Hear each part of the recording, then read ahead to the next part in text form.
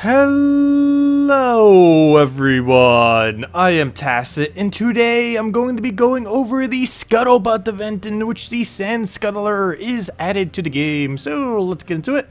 So first off, Sand Scuttler, we have this little guy. He comes with red, yellow, arcane Traitstones. You would use this mainly to fully trade up your Valkyrie, as well as basically any of the red yellows. They're all pretty much equally as good. King Salinas would probably be one of my first priorities though for the red yellow legends. As far as this troop itself, it gains a lot of durability. It is one of those troops that can only be cast once though. Basically, how these troops are, is you can basically only need to put one onto a team. What will happen is if you cast its ability, every single one of it, including itself, will no longer be able to cast. But it normally has one really high impact ability. So in this case, it has a huge life and huge armor gain that it ends up getting. As you can see, it is 20 plus whatever its magic is. So you could easily get 50-50 to your HP and armor. It's going to be really good in arena, and it's going to be pretty good earlier on in the game. Later in the game, not really too much that we can use it for though. Its traits are also pretty bad. Nothing about it is particularly over the top, and it is just a rare, so not really going to be seeing too much use out there. Maybe with a Black Beast, maybe in some kind of really niche early game teams, like with Emperina and stuff, but other than that, not really something you would really be using. It does, however, give 2 times Traitstones. Oh, tribute, gotta grab that tribute. It does give 2 times Traitstones this week though. If we go over here, you can see using him at all in PvP or Explorer. You can also use it in Explorer if you want, which would probably be a lot more viable than trying to do it in PvP, that is for sure. But whenever you use him, you will be getting a bonus Traitstone, so basically just put him onto a quick team and just keep farming them up over and over again. 10% to all Drifting Sands this week on stats, as well as 10% to all monsters, and of course this guy is indeed both of those categories. And it is a treasure map week, so every single time you do 10 turns in treasure map, you will end up getting yourself 1 event gem this week. Pretty good for early game players to go do a bunch of treasure maps, since you'll be getting additional resources on top of what you would normally be getting. You will be getting quite a few event keys, 60 gems, 2 gem keys, and a useless merit. So you'll get all that from doing so. The treasure hunt minigame can of course be found underneath games and then under the treasure hunt. Let's see, what was the other thing I was going to go over? Oh yes, the event keys themselves. Event keys are not worth going for this week. There's basically only one troop in it, the Great Maul. It has a ability that will devour at 100% rate. It's the only thing that's capable of doing it. It could be okay to open just a very small amount to try getting 1 copy of him if you want, but other than him, there is essentially nothing that's worthwhile in this drop pool. Scorpius is technically in this drop pool too, that one mythic, though the chance that you would specifically get him is way too low to waste your resources, so I would leave this as a week to save all of your event keys. But one really interesting thing this week, we're going under the Soulforge right now. There's a couple things that are kind of interesting. Well, for one, for early game players, you might want to pick yourself up a Soulzar.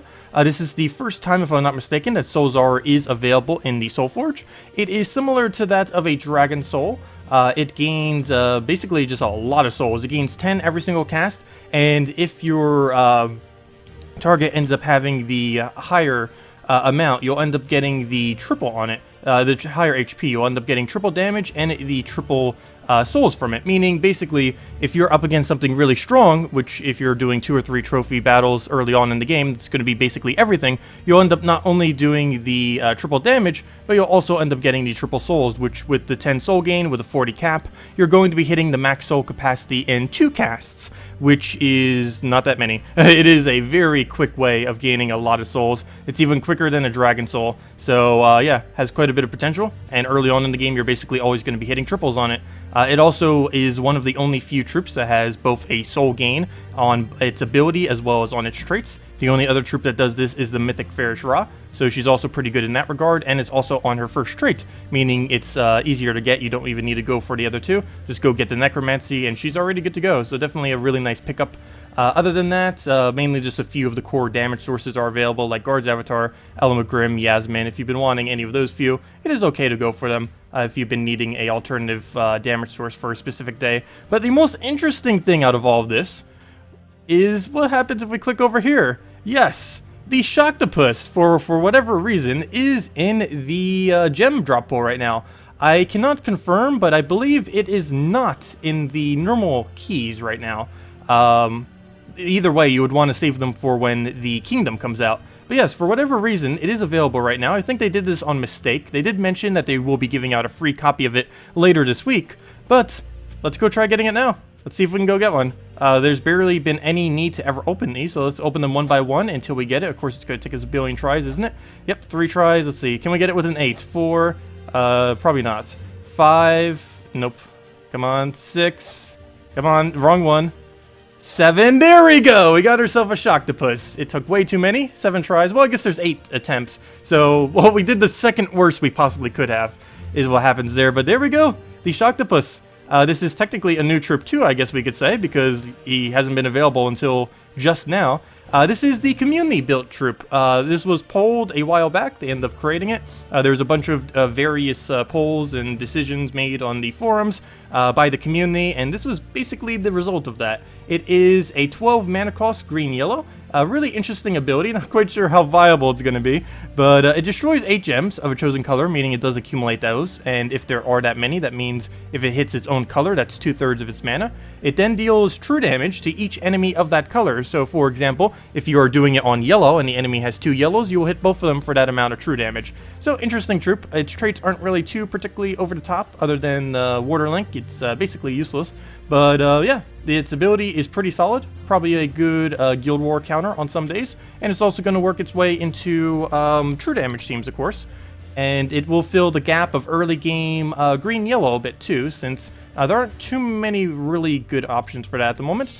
Do keep in mind that they will be giving out a free copy to everyone later, so you don't actually need to go waste your yellow things on it. But if you do want it now, before it's available in a few days, well, you can go open a few of those. And there we go, we got it fully traded. We will go do one team with it. I did make a team preemptively for this purpose. Actually, let me go put him in right now. Where'd it go? I know I built it. There it is. It's just a test run to see how it runs in true damage. We'll be messing around with it a lot more seriously later. And yeah, I believe that is all the things. Let's get into some teams then. Is that everything? Yep, let's get into teams. So, first up, we got ourselves a revenge battle. Let's go right into the low-level tank. I'm going to be using this Scudder basically in a really low-level team. This is the rare that you get from the current event.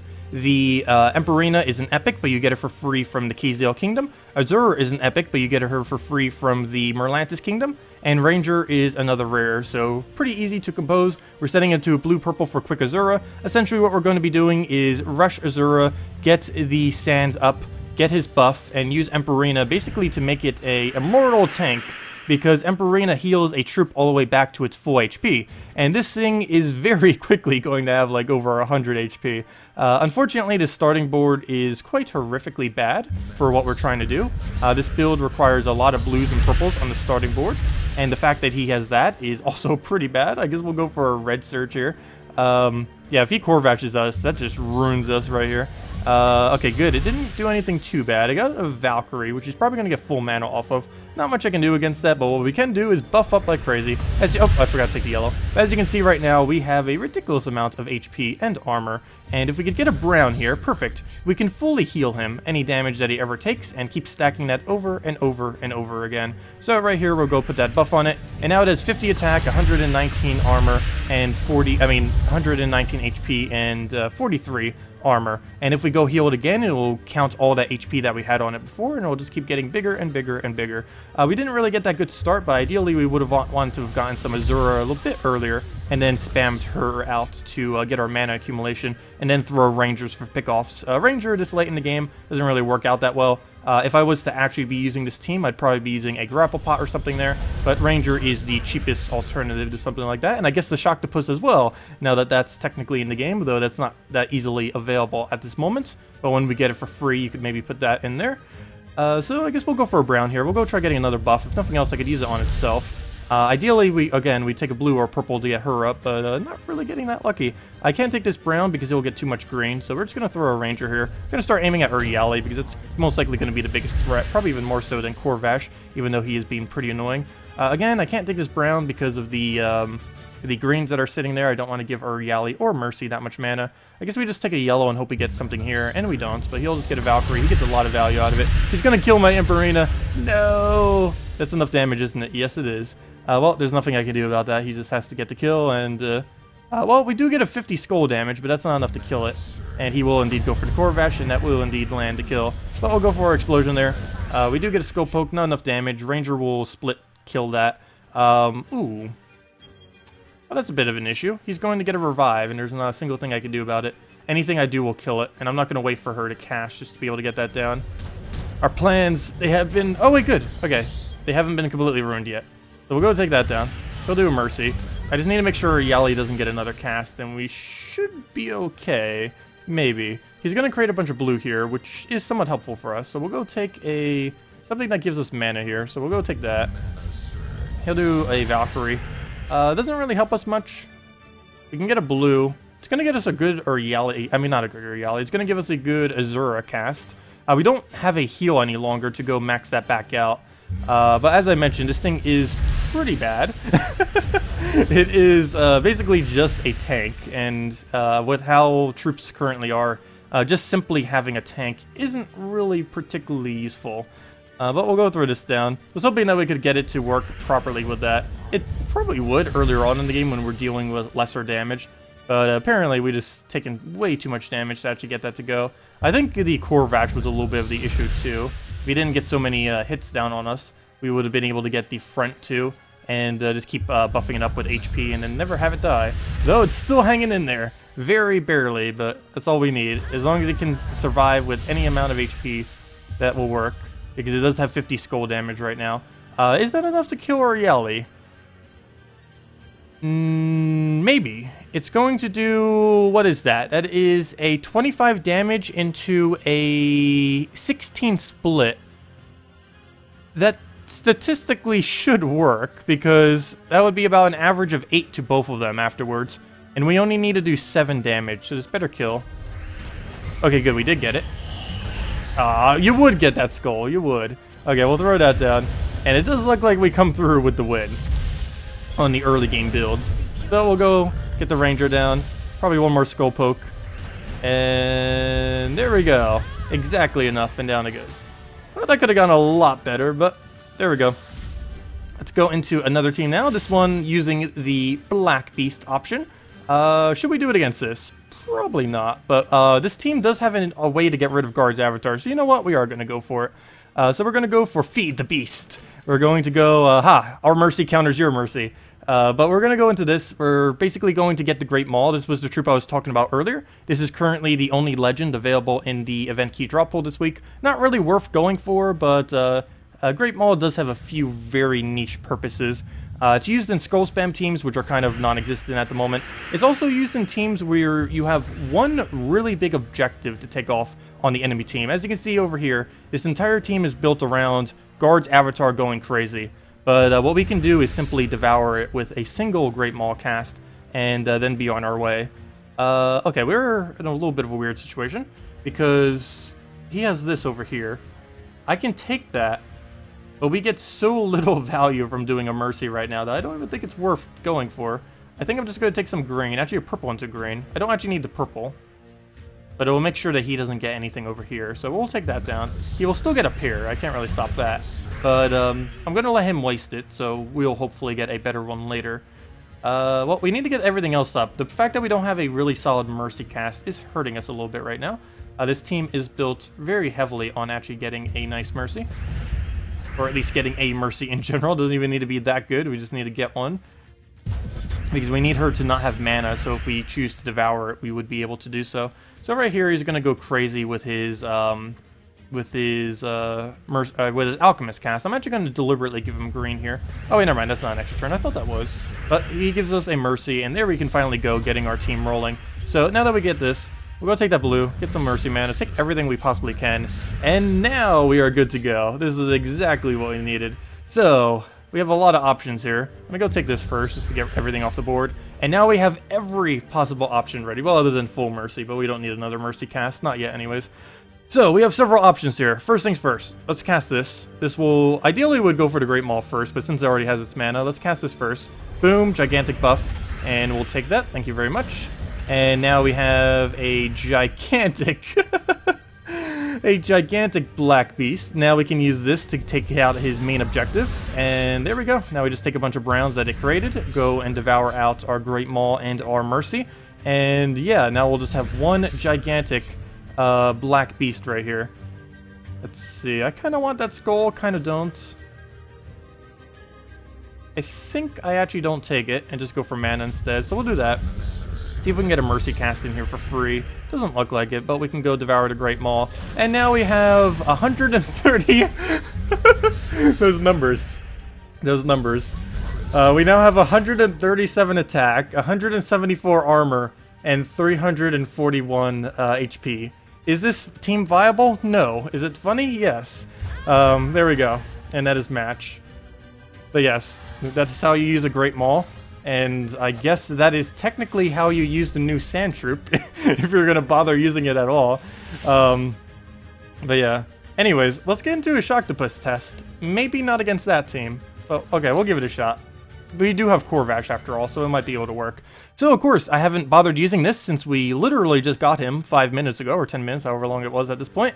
But, yeah, let's go test him. Haven't gotten to use it yet. We will be testing him a lot more later during the streams, and maybe I might even do an entire video later dedicated specifically to it when he actually comes out for free to everyone. Because obviously right now he's not really that free at the moment. They didn't even intend for him to come out this way. So, really unique troop. If there are 8 or less of a specific color, we know exactly what he's going to do every single time. So there's a lot of different things we can do right here. We can actually go for an extra turn off of blue, which I'm kind of leaning towards because that hits his first troop and his last troop. So I think we will go for this. So how this will work is it'll destroy 8 blues. It will also give us 8 blue mana, assuming we'd have that many on the board. Since we only have 5, it'll only give us 5 mana. But since there is less than 8, or 8 or less, we know exactly where every single one is going to be destroyed. So we can use this right here, get our extra turn. He's going to have some really interesting board control. That is for sure. But we'll do that. We then get Mirrorlift. One nice thing about Mirrorlift, other than the fact that she can spam a lot of this, is she'll most likely get the last little bit of mana that we need off him.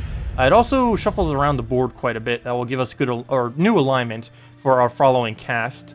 Though that doesn't necessarily mean good alignment, because it appears we don't really have anything too good to go for. So right here we can go for green and get the rest of her mana back up. We have a Corvash waiting, but we can go for green. That will hit both of those. Then we could just Corvash kill both of them with our 29 damage. So that seems to be the way we go. There's more than 8 green at the moment, so it will not destroy exactly what we want. So it could be really random in how it cascades. But we get that. So we have a Corvash that will kill the 1. The 6 from Mirrorlift will be enough to clean up the other one, so we'll do just that. We'll throw that down, get a Mirrorlift down. His Scold is almost nothing. Throw that. Ideally, we'd have something with full mana right here, so we could keep the cycle going. But if not, we could simply just take a turn and just... Oh, come on, he didn't Surge. Or just get our last little bit of mana up. Purple Surge. I believe we have our banner set to purple-blue? Yeah, we're using Frozen Banner. We have a -1 red, but she gets her +1 red, so it doesn't really matter too much. But we are on Frozen Banner right now, so Purple Surge would get it for us. I do not trust her to, or I do not trust that to actually Surge, so I'm just going to take a red, and we'll just go for a Mirrorlift there. That will bring them both into one-shot range of Corvash. We do not have Corvash, though. We can go for a Shocktopus on purple, and since they both are now purple mana, that will be enough to kill. Never mind, he only does 21 damage. That is not enough to kill. Plan B is Mirrorlift into Corvash, and actually, you know what? Mirrorlift into Shocktopus, and down it goes. Yes, Shocktopus, very interesting troop. A lot of board control options, and it's going to be really confusing where on earth to use them every single time. It's definitely one you'll have to think about because there's going to be many options. It's going to have probably even more options than Dragonian Monk. It's going to be really viable in Guild Wars, most likely, though I don't think it's going to be used too much in PvP. The main reason being is you'll have to think so much to do every single cast with it that's going to take too long. Compared to other teams that could just keep spamming like explosions and such, or really easy board control. So the amount of time that's going to take to figure out where on earth you want to cast them is going to be slightly bad if you're trying to farm, but if you're doing it in something like Guild Wars, where the only thing that matters is how well you do every turn and everything like that, it's probably going to be a lot more popular for that, in both Invade and Defend, because in Defend, I don't know how well the AI defends with it, but assuming that it will be smart enough to choose the color that the opposing team has, like if they're using pure yellow, hopefully the Shocktopus is smart enough to know to go for a yellow. If that's not the case, then it's going to be useless on Defend, but it will still be used in Guild War Invading, probably for green and yellow day. Quite a few options on those, probably more so on Green Day since there are a bit more true damage options that would likely work. But anyways, guys, that's it for this event. If you still have any other questions, feel free to leave it in the comment section below. Thank you all so much for watching, and have a wonderful week. Goodbye, everyone.